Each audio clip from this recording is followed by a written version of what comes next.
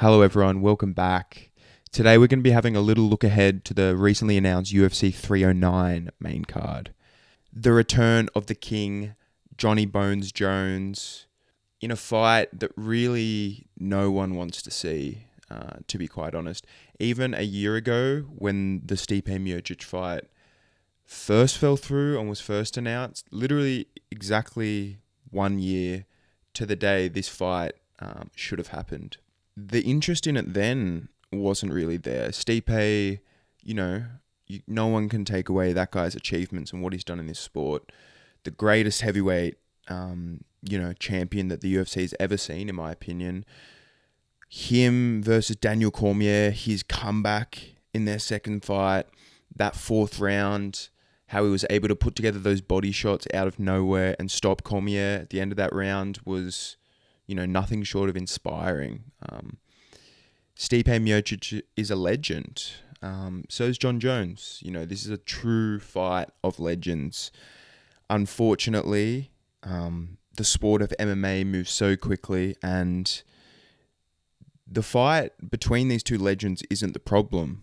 It's having a belt on the line is the problem. If Tom Aspinall didn't exist and he wasn't there as your interim champion, this fight would not really be an issue. But you literally have an interim champion in Tom Aspinall who is destroying everyone in that division, fighting all of the prospects, all of the contenders, compared to Jon Jones, who, although he's the champion on paper, he won that against Cyril Gane, so he never beat a former champion. And the way that he won that belt, still leaves us with innumerable questions about him at heavyweight.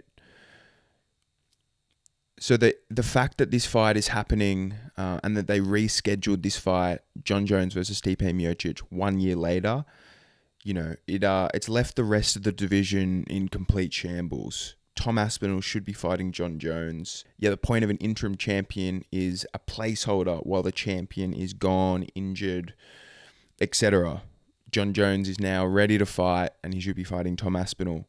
They've named Tom Aspinall as the backup fighter in this matchup, and he will weigh in apparently.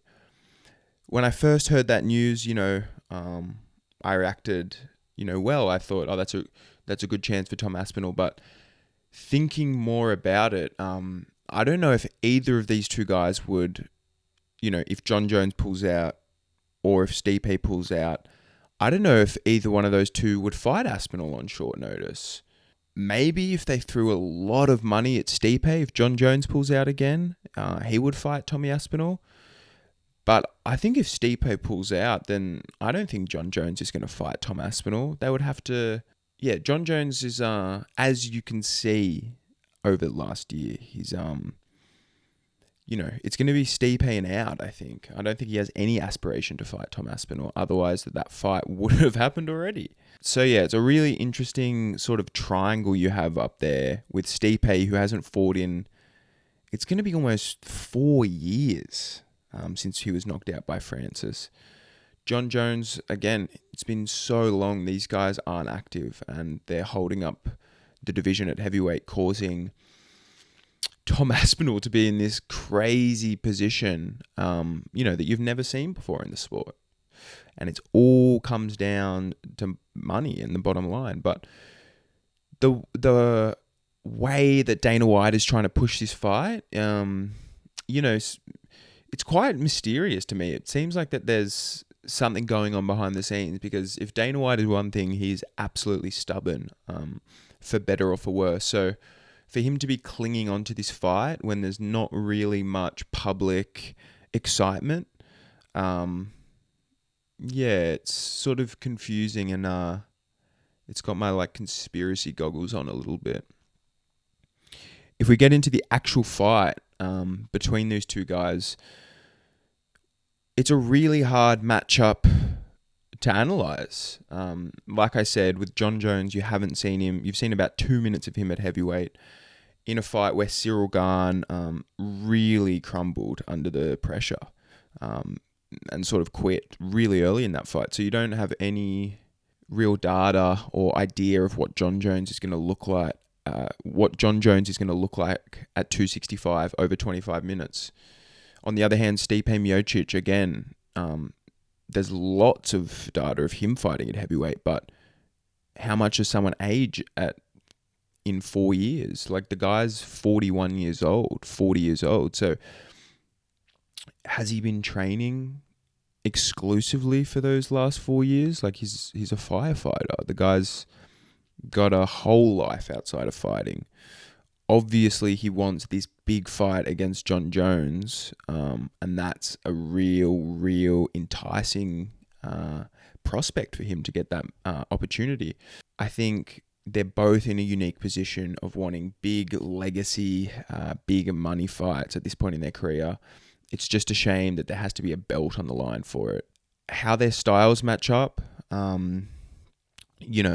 if John Jones is able to carry his cardio over 5 rounds, I think he's going to be a real handful for Stipe on the feet. I think his long-range weapons, his beautiful diversity in his single shots is going to just confuse Stipe and keep him guessing.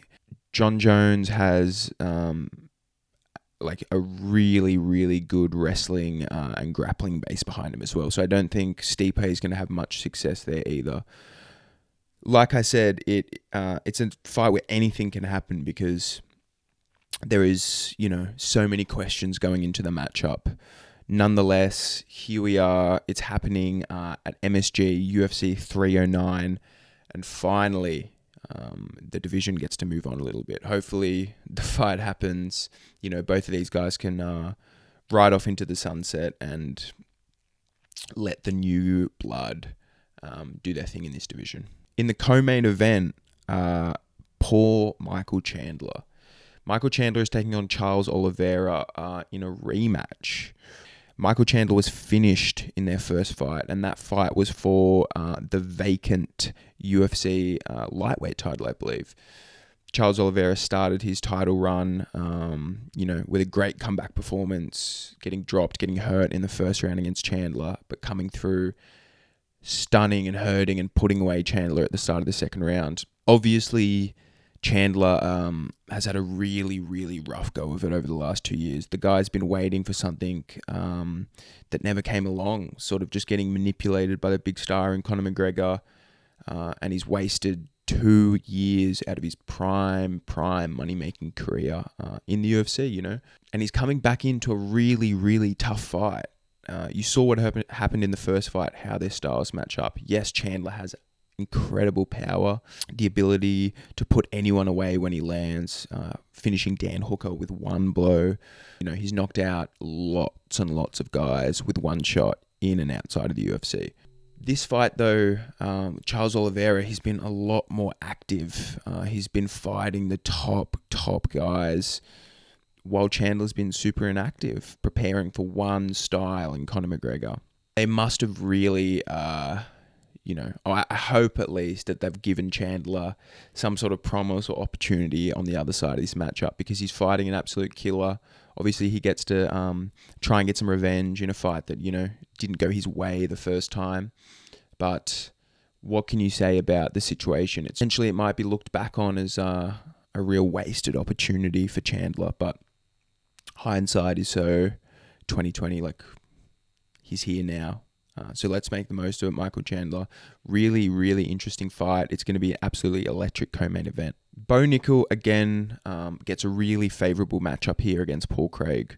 Paul Craig, what can you say about Paul Craig? He's one of the craziest specialists in the UFC. The rest of his game, striking and wrestling, really is not where it needs to be to compete with the guys in the UFC. But the outlier that he has, that guard, his triangles, sweeps, his just general jiu-jitsu off his back is absolutely nasty. He's going to throw a real spanner into the works in this matchup, because I think Bo Nickal, may have more power and, be a bit more polished on the feet, potentially.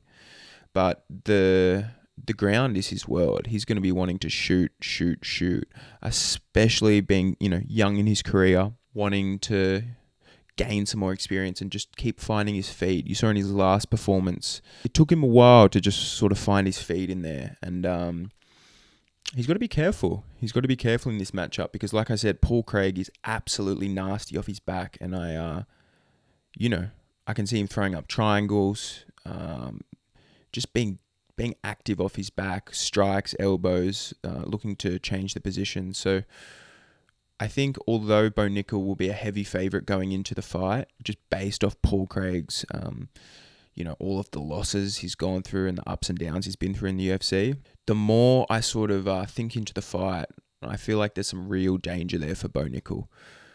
Paul Craig is, like I said, one of the best specialists of jiu-jitsu in the whole UFC. What he did to Magomed Ankalaev, getting the tap with literally 1 second left in the fight, just proves how dangerous he is over the whole 15 minutes. So Bo Nickel gets a bit of a step up in competition here, I would say. A guy who's had a lot of experience in the UFC, fought a lot of good guys, and who can offer some real danger to him. So good test for Bo Nickel. Chris Weidman is back against Eric Anders.